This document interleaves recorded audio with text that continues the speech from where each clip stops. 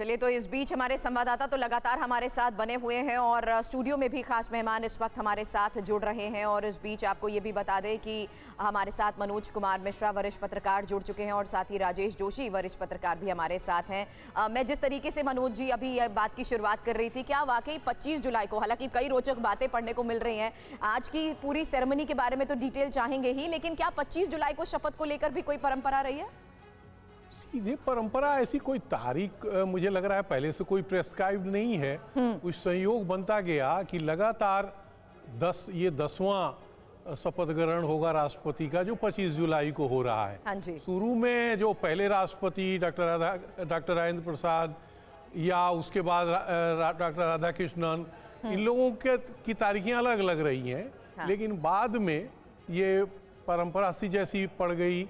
मुझे लग रहा है कि अब जैसे ये 25 जुलाई को शपथ लेंगी, हाँ तो इनका भी जो किसानों की सफलता के लिए 500 किसान आपको सिखाएंगे और पढ़ाएंगे सफलता का पाठ। फ्रीडम ऐप को अभी डाउनलोड कीजिए। कार्यकाल पूरा होगा, हाँ वो 24-25 को होगा, तो हाँ। हो सकता है कि अगला राष्ट्रपति। बिल्कुल, क्योंकि मैंने पढ़ा ये कि इसकी शुरुआत 1977 में हुई जब नीलम संजीव रेड्डी की शपथ हुई थी और 9 राष्ट्रपति अभी तक 25 जुलाई को शपथ ले चुके हैं। जी जी जी।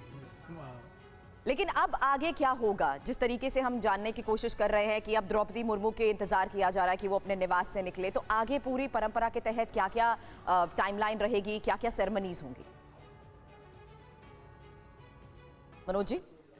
नहीं, अभी तो मान लीजिए 5 साल का कार्यकाल होता है, तो वो 5 साल का कार्यकाल आज से शुरू माना जाएगा। लेकिन ये कोई फिक्स नहीं है कि 5 साल का मतलब 5 साल ही, एक दिन आगे पीछे नहीं हो सकता।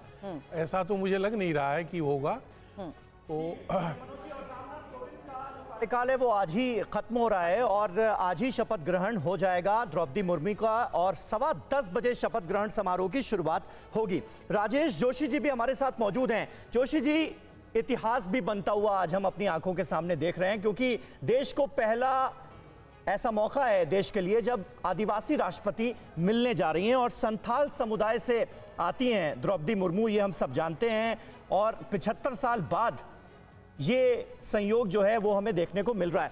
ये अपने आप में कितनी बड़ी बात है और इसके पीछे जो दूरदर्शिता की बात की जा रही है वो आपको क्या नजर आता है? इसके पीछे का मकसद क्या नजर आता है? जिस तरह से द्रौपदी मुर्मू को कैंडिडेट बनाया गया एनडीए की तरफ से और इतने भारी अंतर से यशवंत सिन्हा को हराकर परास्त करने के बाद आज वो राष्ट्रपति बनने जा रही।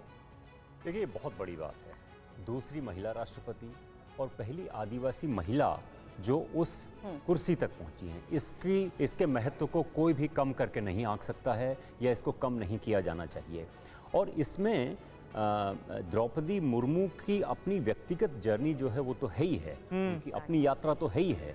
और कहाँ से शुरुआत की थी उन्होंने और कहाँ पहुंची हैं, ये देखना बहुत। एक जूनियर असिस्टेंट किसी सरकारी दफ्तर में वो थी, मुलाजिम थी, और कब 78-79 में उसके बाद वो टीचर बनी एक इंस्टीट्यूट में। टीचर बन के फिर उन्होंने जो है भारतीय जनता पार्टी ज्वाइन की और भारतीय जनता पार्टी की वो 2000 में, मुझे लगता है अगर मैं गलत नहीं हूँ तो 2000 में वो विधायक बनी और 2000 में विधायक बनने के बाद फिर वो मंत्री बन गई और गवर्नर बनी। लेकिन आप ये ज़रूर देखना चाहिए कि द्रौपदी मुर्मू, देखिए, जब चेस का जो शतरंज का एक बोर्ड होता है ना जी, उसमें जो शतरंज खेलने वाला शार्प खिलाड़ी होता है वो 30 या 40 भी देख सकता है आगे के क्या क्या मूव्स हो सकते हैं। तो द्रौपदी मुर्मू को जैसे ही गवर्नर बनाया उस वक्त ये हो सकता है जो रणनीतिकार हैं भारतीय जनता पार्टी के, नरेंद्र मोदी का नाम तो उसमें आता ही आता है, उन्होंने वो स्टेप्स सब पहले से कैलकुलेट करके रखे कि यहाँ तक जाना है और ध्वस्त कर दिया पूरे विपक्ष को एक तरह से सांस लेने की कोई मौका नहीं, क्योंकि विरोध नहीं कर सकते थे। एक आदिवासी हैं, एक महिला हैं, किस बारे में विरोध करेंगे आप? दूसरी तरफ यशवंत सिन्हा हैं, मतलब आईएएस अफसर हैं, सिन्हा हैं, उनके कास्ट भी उनके, और अपोजिशन बिखरा हुआ है। तो ये अब उनके बारे में बात करेंगे, द्रौपदी मुर्मू के सामने जो चैलेंजेस आएंगे उनके बारे में बात करेंगे। लेकिन मुझे अभी लगता है कि ये जो रणनीतिकार हैं उनकी बिल्कुल ये फतह है। द्रौपदी मुर्मू की कितनी फतह है मुझे अभी नहीं मालूम। ठीक है, इस पर हम आगे भी विस्तार से बात करेंगे। और सफर का जिक्र हुआ तो अपने दर्शकों को बता दें, द्रौपदी मुर्मू का राष्ट्रपति बनने का सफर आसान नहीं था। मुर्मू ने एक क्लर्क के तौर पर करियर की शुरुआत की थी और आज देश की प्रथम नागरिक बनने जा रही हैं। 1 मिनट में देखते हैं मुर्मू के राष्ट्रपति बनने का सफरनामा। देश की आजादी के 75 साल बाद पहली बार एक आदिवासी महिला की सबसे ऊंची संवैधानिक पद पर आसीन होने वाली हैं। बेहद साधारण परिवार से ताल्लुक रखने वाली द्रौपदी मुर्मू के जन्म से शिक्षा और क्लर्क से राष्ट्रपति बनने तक का सफर का जिक्र करें तो द्रौपदी मुर्मू का जन्म 20 जून 1958 को ओडिशा के मयूरभंज जिले के बैदापोसी गांव में हुआ था। उनके पिता का नाम बिरंची नारायण टुडू है। द्रौपदी मुर्मू एक आदिवासी जातीय समूह संथाल परिवार से ताल्लुक रखती हैं। द्रौपदी मुर्मू ने साल 1979 में भुवनेश्वर के रमा देवी कॉलेज से स्नातक की डिग्री हासिल की। इसके बाद उन्हें उड़ीसा सरकार के सिंचाई विभाग में जूनियर क्लर्क की नौकरी मिल गई। द्रौपदी मुर्मू ने रायरंगपुर के एजुकेशन सेंटर में सहायक शिक्षक के तौर पर भी काम किया। साल 1997 में पॉलिटिक्स में एंट्री करते हुए द्रौपदी मुर्मू ने रायरंगपुर से पार्षद का चुनाव लड़ा और जीत हासिल की। द्रौपदी मुर्मू 2000 में बीजेपी की टिकट पर रायरंगपुर से पहली बार विधायक बनी। द्रौपदी मुर्मू को 2000 से 2004 तक बीजेपी बीजेडी सरकार में मंत्री बने रहने का मौका भी मिला। मुर्मू को 18 मई 2015 को झारखंड का राज्यपाल नियुक्त किया गया। आज द्रौपदी मुर्मू देश की पहली आदिवासी महिला राष्ट्रपति बनने का गौरव हासिल करने वाली हैं।